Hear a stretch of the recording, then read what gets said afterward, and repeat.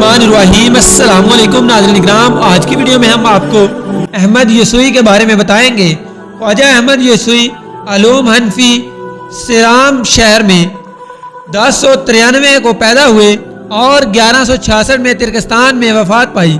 ये दोनों शहर अब कजाकिस्तान का हिस्सा हैं। आप एक तुर्क अलसल साहब दीवान सूफी शायर मुबल्लग इस्लाम और सिलसिला यसूई के बानी थे। आप तुर्कियों के मुआसर शख्सियत थे। आप तुर्कस्तान के इलाके में पहली रूहानी तुर्कियों के मुआसर शख्सियत थे। आप तुर्कस्तान के इलाके में पहली रूहानी शख्सियत हैं जिन्होंने यसूई सूफी सिलसिला की बुनियाद रखी। अहमद यसूई ने पहले तुर्क सूफी सिलसिला यसूई की बुनियाद रखी जो बहुत जल्द तुर्क ज़बान बोलने वाले इलाकों में फैल गया।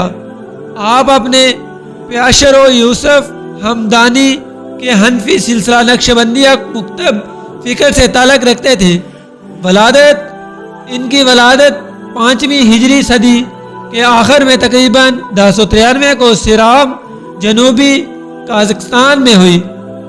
पस मंज़र यसूई के वालिद का नाम इब्राहिम था। 7 साल की उम्र में आप यतीम हो गए और यसूई की परवरिश इनके रूहानी वालिद अरसलान बाबा ने की। 7 साल की उम्र में ही आपने अरसलान बाबा की निगरानी में बहुत सारी रूहानी मंजिलें तय कर ली। नौजवानी में ही आप रूहानियत की आली मंजिल पर पहुंच गए थे और आहिस्ता आहिस्ता आपका जिक्र होने लगा। यसूई के वालिद शेख इब्राहिम इस इलाके में पहले ही अपने रूहानी मर्तबा की वजह से जाने जाते थे और इनसे कई करामात मंसूब थी। अहमद यसूई बाद में बखारा चले गए और यूसुफ हमदानी से रूहानी अलूम सीखे। यूसुफ हमदानी के इंतकाल के बाद पहले अब्दुल्ला बराकी और फिर हसन हमदानी के खानका के सरबराह बने। 1160 हिजरी में हसन अंदाकी के इंतकाल के बाद अहमद यसूई सिलसिला नक्शबंदिया के मुर्शिद आले बने। आपने फिर अपनी जगह अब्दुल खालिक गजदानी को अपने पेशरो यूसुफ हमदानी की हदायत के तहत दे दी और ख़ुद तुर्कस्तान में इस्लाम की तबलीग के लिए तुर्कस्तान शहर चले गए। सिलसिला निसब ख़ानदान शेख इब्राहिम की रवायात मुताबिक आपका सिलसिला निसब इमाम मोहम्मद हनीफा बिन अली बिन अबी तालिब से जा मिलता है।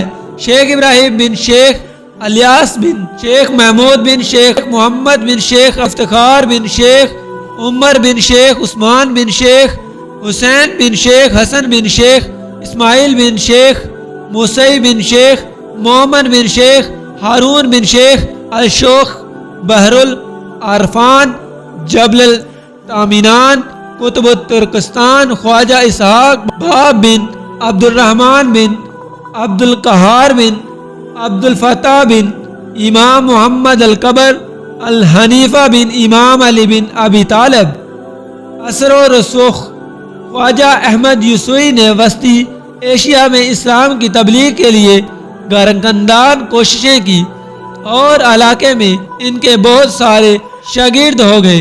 यसूई की शायरी में वस्ती एशिया के तुर्क सहात में मजहबी फोक शायरी की एक नई सुनफ ईजाद की और बाद में कई वलियों ने मजहबी फोक शायरी से असर पाया।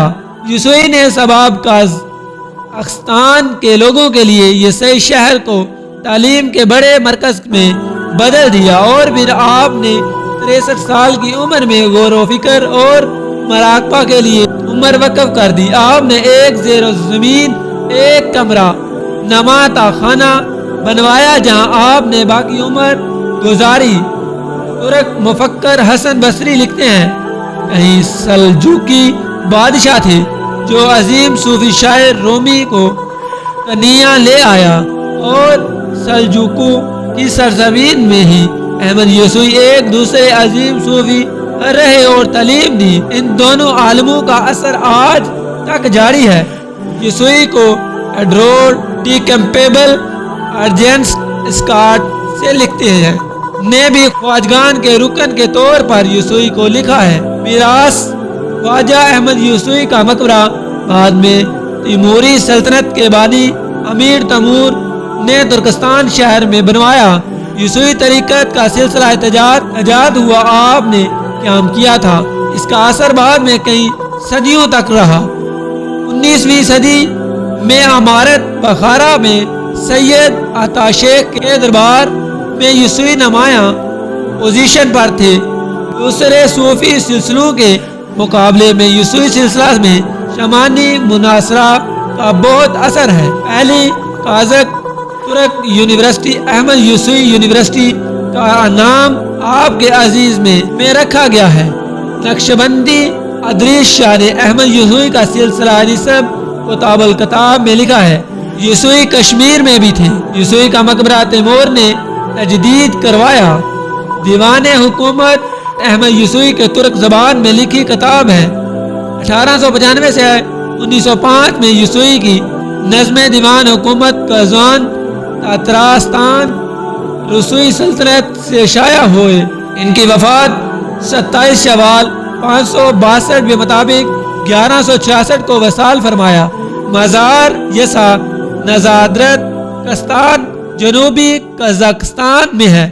آج کی ویڈیو میں ہم نے آپ کو احمد یسوعی کے بارے میں بتایا۔ امید کرتا ہوں ویڈیو پسند آئی ہوگی۔ ویڈیو کو لائک کیجیے، کمنٹ کیجیے گا، شیئر کیجیے اپنی فیملی ممبر کے ساتھ اور چینل کو سبسکرائب کیجیے گا تاکہ ہر آنے والی نئی ویڈیو کا نوٹیفیکیشن آپ تک جلد سے جلد پہنچ سکے۔ ملتے ہیں ایک نئی اور اچھی ویڈیو کے ساتھ، تب تک کے لیے اللہ حافظ۔